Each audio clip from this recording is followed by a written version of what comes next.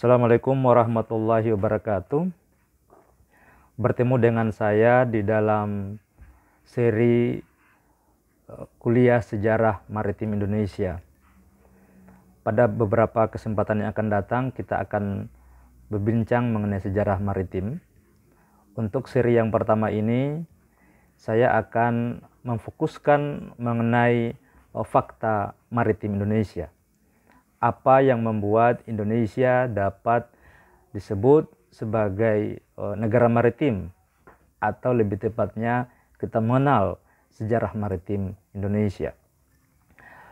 Hal yang pertama dan utama untuk menjelaskan fakta maritim itu adalah mengenai fakta geografis.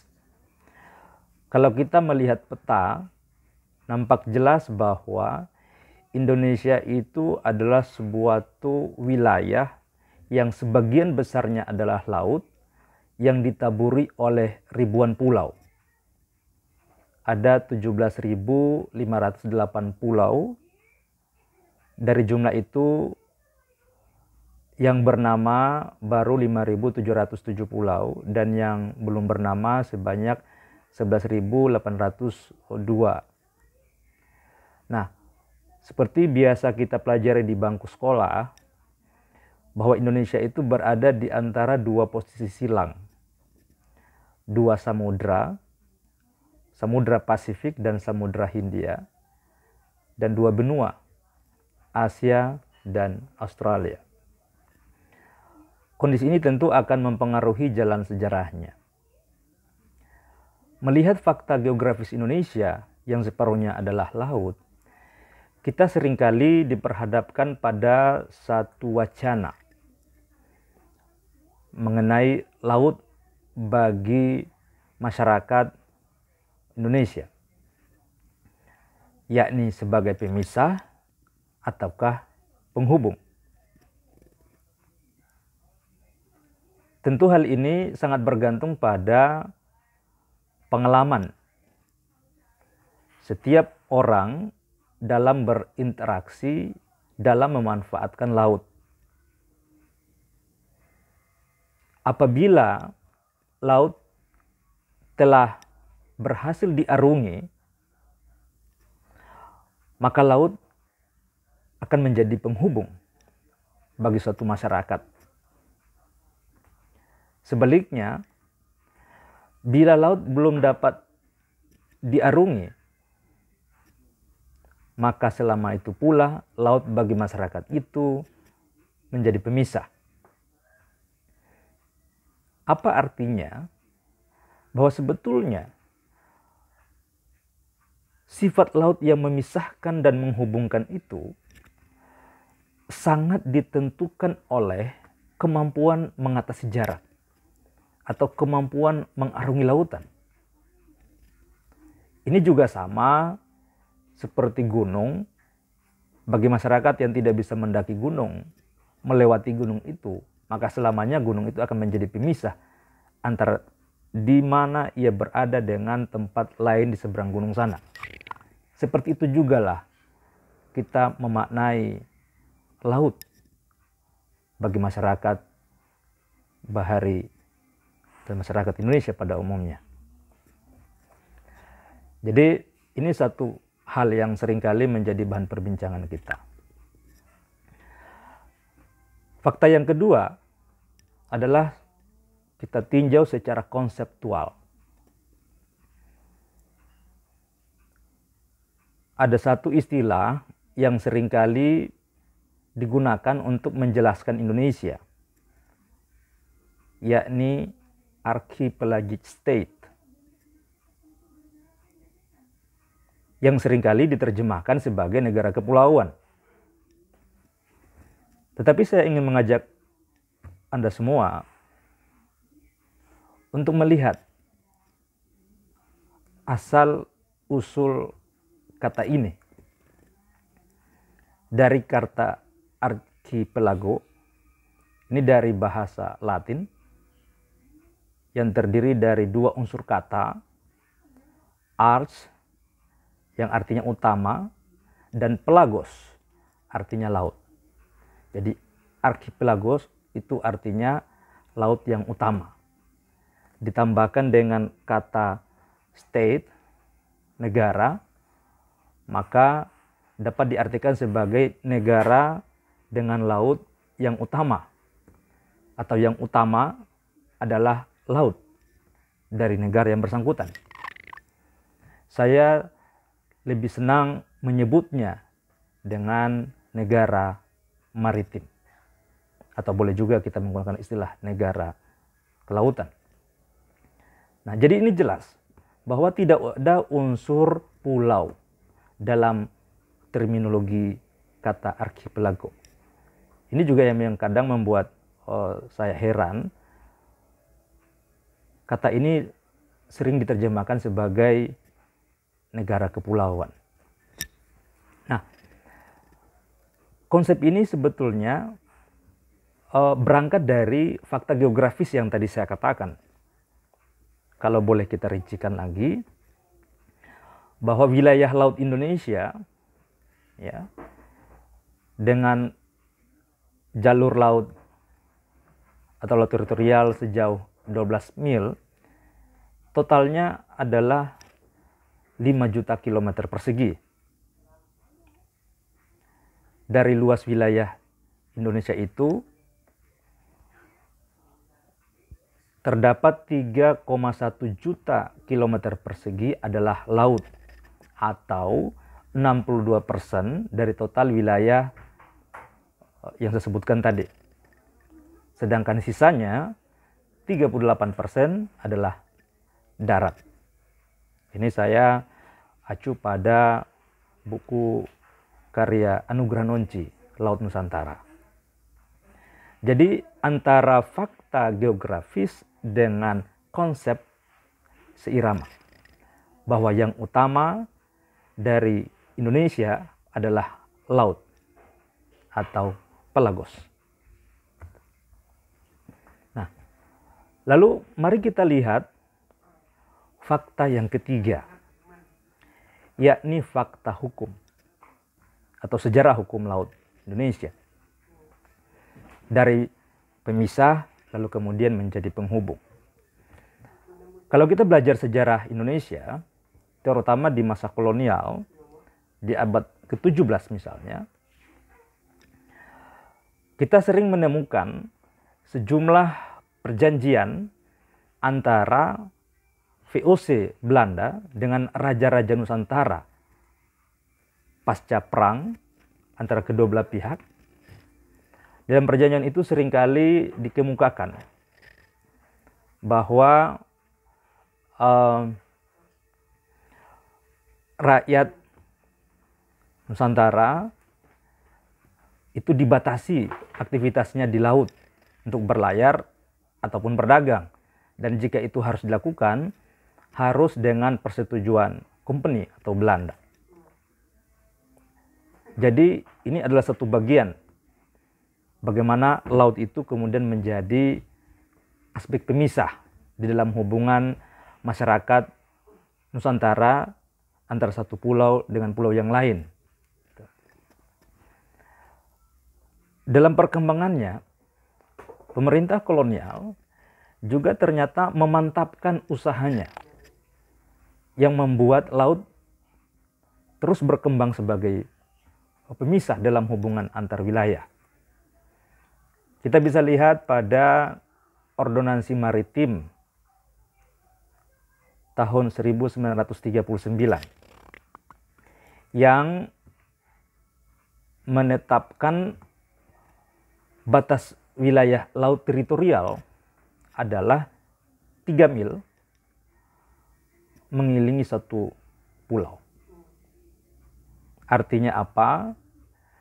Satu pulau yang dikitari oleh lautan, wilayah laut teritorial yang menjadi kewenangan dari penguasa pulau di pulau itu hanya 3 mil dari bibir pantai. Konsep ini sebetulnya bertolak dari pengalaman sejarah Eropa yang menyepakati bahwa batas laut teritorial itu sejauh batas tembak Meriam. yang pada zamannya itu hanya sampai dengan 3 mil. Nah, kalau ini terjadi, dan ini di masa kolonial, maka untuk bisa mengarungi lautan dari satu pulau ke pulau yang lain yang telah melebihi 3 mil, maka masyarakat harus mendapatkan surat izin dari pemerintah setempat untuk meninggalkan pulau itu ke pulau yang lain. Karena sebetulnya dia sedang keluar dari wilayah laut teritorial. Maka kalau kita melihat bentang wilayah Indonesia, seperti Laut Jawa, Laut Banda, maka akan banyak kantong-kantong laut internasional atau laut bebas. Yang artinya semua orang boleh melakukan tindakan apapun, karena itu adalah wilayah laut bebas.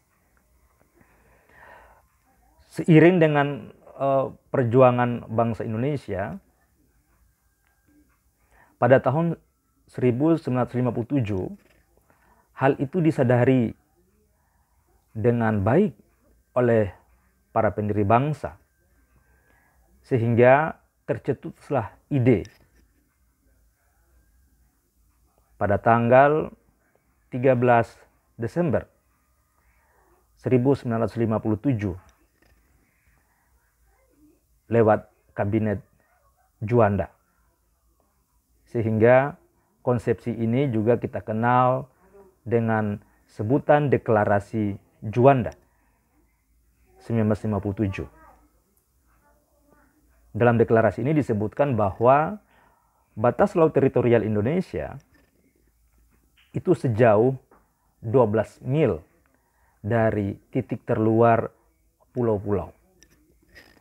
Dengan begitu, maka kantong-kantong laut sebagai wilayah laut bebas yang tercipta di masa ordonansi maritim itu sudah dapat diatasi secara konsep menurut deklarasi ini, sehingga tidak ada lagi laut bebas dan antara satu pulau dengan pulau yang lain itu terhubung oleh laut teritorial.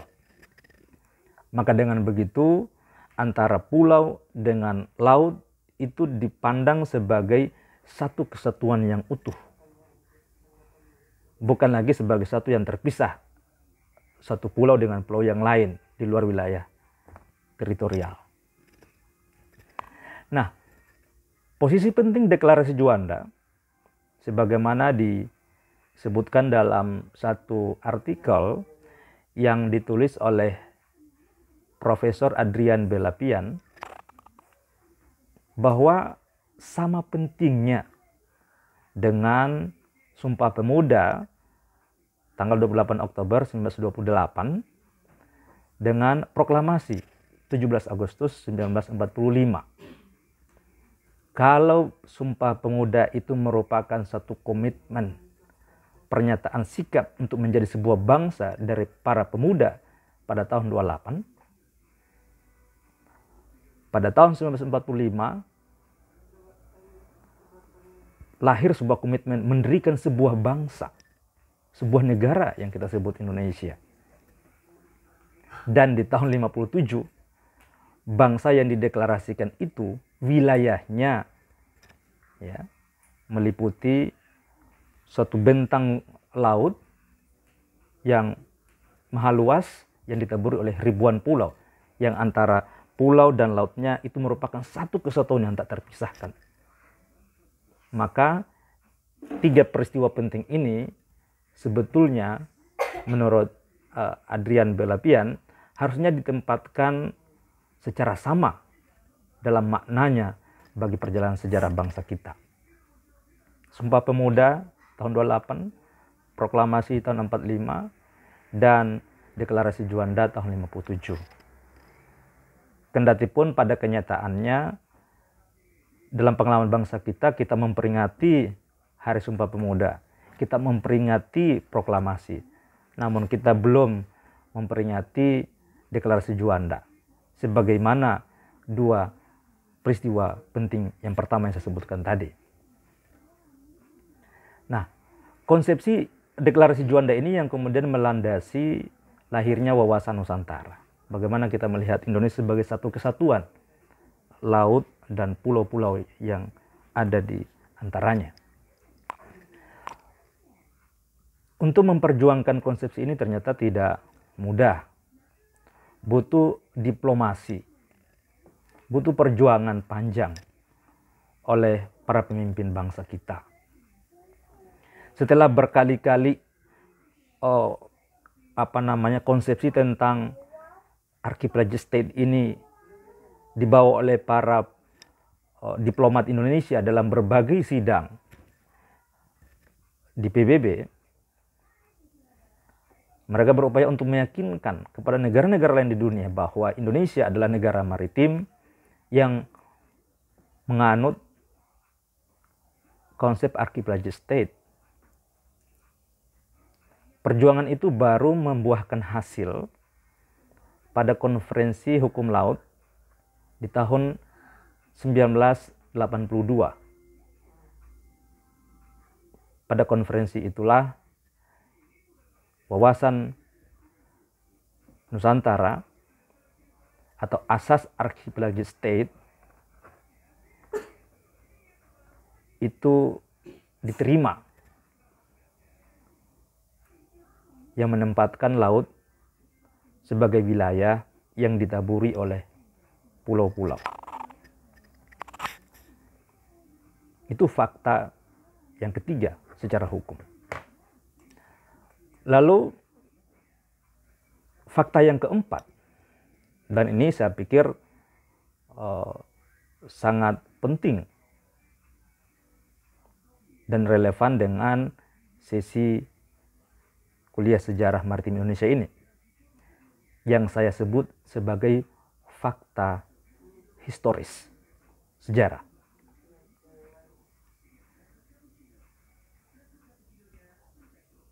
Saya teringat dengan karya Profesor Sartono Kartodirjo. Ada satu bukunya, Pengantar Sejarah Indonesia, jilid 1. Yang menarik bagi saya adalah subjudulnya, yaitu Dari Emporium sampai Imperium. Ini punya makna penting bagi lahirnya kuasa politik. Emporium, dari kata emporia, itu adalah pusat niaga, tempat orang melakukan aktivitas berjual beli.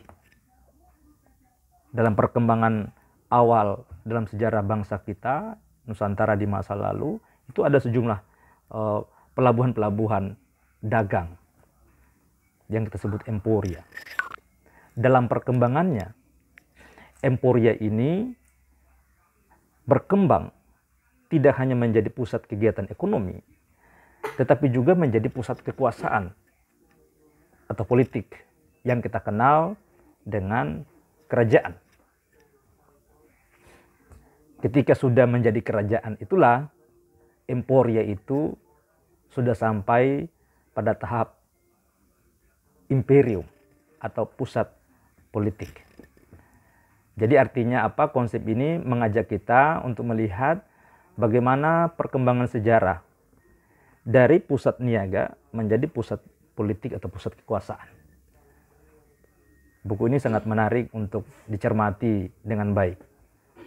Satu konsep yang menurut saya bisa membantu kita untuk memahami sejarah bangsa kita. Nah, mari kita lihat ada beberapa emporia atau pusat-pusat niaga yang pernah ada. Yang pertama adalah Koying. Itu berada di bagian tenggara Sumatera. Sejak abad kedua Masehi, ia menjadi terminal, tempat singgah bagi perahu-perahu kunlun yang memuat rempah dari Maluku menuju Cina dan India. Jadi dia semacam terminal, sebuah pelabuhan. Lalu dalam perkembangan berikutnya, kita juga mengenal Kantoli sebagai sebuah emporia tentunya, yang pada abad ke-5 Masehi, ini berada antara Jambi dan Palembang, berkembang sebagai kerajaan dagang. Ya. Sekali lagi ini adalah emporia. Nah, dua emporia yang saya sebutkan tadi, Koying dan Kantoli, dalam beberapa studi sering dianggap sebagai cikal bakal lahirnya Sriwijaya.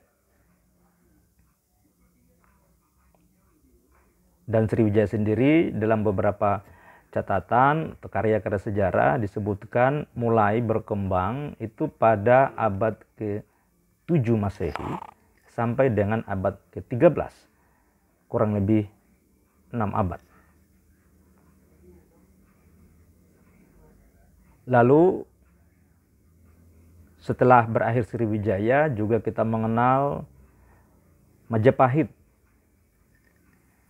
yang eksis dalam sejarah Indonesia dari abad ke-13 sampai dengan abad ke-15. Kurang lebih 2 abad. Terus kita ke timur, kita juga bertemu dengan Makassar atau kerajaan kembar Goa dan Talo yang juga pernah berjaya pada abad 16 sampai dengan pertengahan abad ke-17.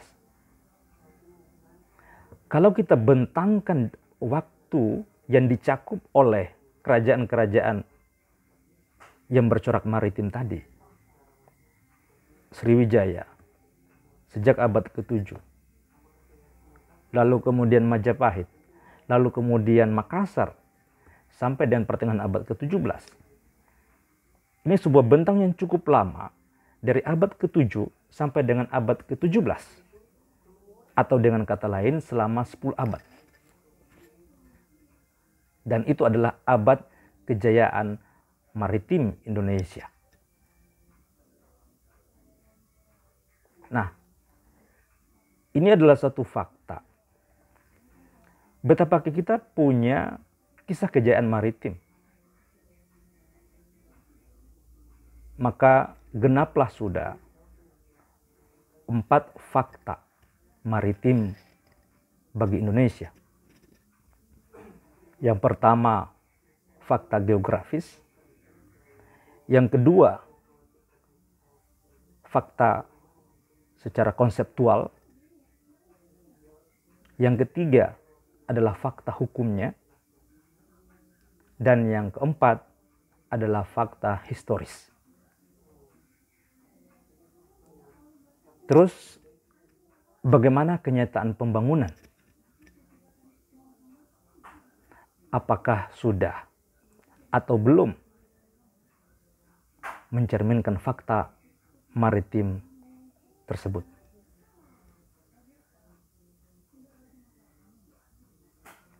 Kita akan lanjutkan perbincangan mengenai sejarah maritim Indonesia pada sesi berikutnya. Sampai bertemu kembali dengan saya pada pertemuan berikutnya. Assalamualaikum warahmatullahi wabarakatuh. Salam Bahari.